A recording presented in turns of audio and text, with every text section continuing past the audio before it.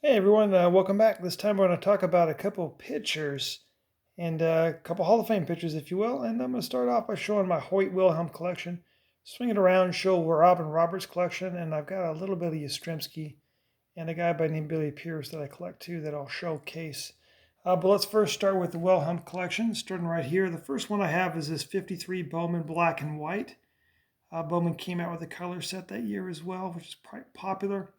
But also they had that black and white, of which Wilhelm was in there.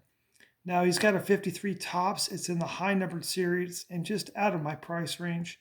I would love to get a low grade copy of it at some point. Maybe I just don't know. I think the ship has sailed, but anyone's got one out there, low grade, let me know. There we go. I've got a 53. I've got another one of these in a 4-2 somewhere. There we go. A cool 56. Excuse me, 54. Did a 54 Bowman as well. You oftentimes will see players have a card in either Bowman or tops. Like in 55, I don't believe he's got a 55 tops. It was Bowman exclusively for 55. Does have this golden stamps. And that was, I think they had exclusive contract rights sometimes. This case he had 56. Bowman's done, so now he's back with tops again. 57. He's in a Cardinals uniform for the only time on a baseball card. Then he's on the Indians uniform in 58. Then he's on an Orioles uniform in 59. He's like moving around. And he's with the Orioles for a couple of years here. A nice 1960. I've got a couple of these fork and knuckler with Roy face. Got it in a 7 and a 6. I just upgraded it. It was so cheap I couldn't pass it up. He had one of the 1960 Leaf cards. It's kind of a cool oddball piece. Then a higher number from 61. It's a cool card. Shows him, showing off that knuckler. Also a high number. Same card number, 5, 54, and 62. And then these rival league aces. Same exact photo from the 60 fork and knuckler here. Him and Roy face. Face throwing the fork ball and Hoyt the knuckler. Colorful 63. Really nice tops variation, and then the Venezuela tops. Easiest way to figure out the Venezuela tops on the back is this. It's kind of a brown here. Let's look at the tops. That kind of peach background versus the black. But I mean, I just wanted to get a copy of the Venezuela, man. That's super cool. Super cool. It doesn't matter what the grade is on those. Just got to get one in hand to appreciate it. There's a nice 65. 66. He's got some cool looking cards in the mid to late 60s. Like that 67, very colorful. 68's not a bad shot. 69, yeah, suspect. Get a logo on that cap. It looks like he's with the Angels now. Same picture they used for that Deck of Legends, 69. His Milton Bradley piece, not very imaginative. Shows him with the Braves, towards the end of his career once again. Same picture tops, just not caring and pretty plain. And then you can see him in, like, the one thing that shows him as a Brave literally is the Dell team stamp. Then he's with the Cubs. That's kind of a cool shot too. And then his last card, a very high numbered 777, shows him in a Dodgers uniform. Got a couple oddball pieces here too, from 2003 Leaf Certified Materials. A couple of fabric of the game. Cool pinstripe from an old school. They actually show the uniform that it came off of, which I like. That one numbered to 50.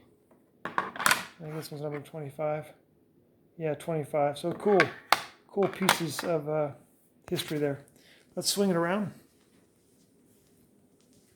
Take a little look at my Robin Roberts collection. I do have his rookie and Excellent Man 6. We'll look at his 1950. This is a short print. And so in 1950 Bowman, the earlier cards, the lower number ones, are actually the short printed ones. As a kind of contrary to how Topps' series used to be short printed near the higher numbers. There's the Burke Ross. It's kind of a sports card, all kinds of various sports. There's a 1952. That's a blackback variation. There's a colorful 53 Bowman. So I was just talking about that before with the Wilhelm being the black and white. Here's the color variation. Much more popular than the black and white. 54 Bowman, very nice, clean Nair Mint. 55 Bowman. Then we're back on contract with Topps in 56 and 57. A couple of very colorful cards in the late 50s and 58, 59, and then that 59 Ace Hurlers. I'm going to show a guy named by Billy Pierce there. He shared the card with, and we'll see a little bit of his cards in a moment. The 60, his 61 new card scoop, Topps stamped at 61, and then I like that 61 Topps card here. Last card in a Phillies uniform. And then here he is with the Yankees, although he's wearing a Phillies uniform, I guess. 5.5. Then he's with the Orioles. A rare Jello from the Orioles. 64, 65. And then he's got one card with the Astros. And this is a high number card. So tough one to get. I splurged a little bit on getting this and an Nair Mint 8. You can see it's a lighthouse holder too. So one of my newer additions of the Roberts collection.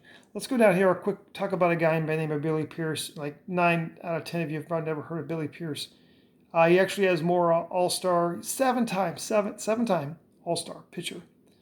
More than Jim Palmer. I just did a Jim Palmer video, and I think he was only 6-time All-Star.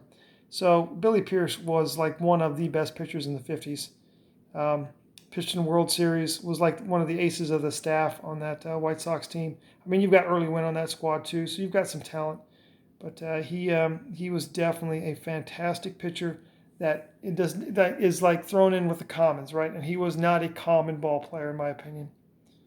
So here's a nice run of Billy Pierce, colorful cards. Sometimes you just want to buy a guy that's cheap, that's outstanding. Here's a cool autograph. You know, a guy like Jim Cott, you know, who just recently was voted into the Hall of Fame. You know, I remember, you know, bought his card, his rookie card for like $30, and now, you know, it's worth 10 times that. The only thing that changed was that he finally got the recognition he deserved as a Hall of Famer.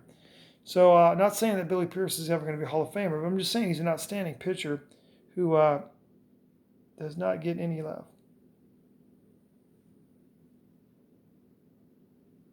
Quick Carl Yastrzemski, 68s. There's his game piece once again with the imprints on it, causing to be 6, the decal edge. I've got his 1960 rookie and his 61, both in very nice Nair Mint 7s, but they are not here for obvious reasons. Like that 75. And then wrapping it up with the 1980 and then an 83 Diamond Kings.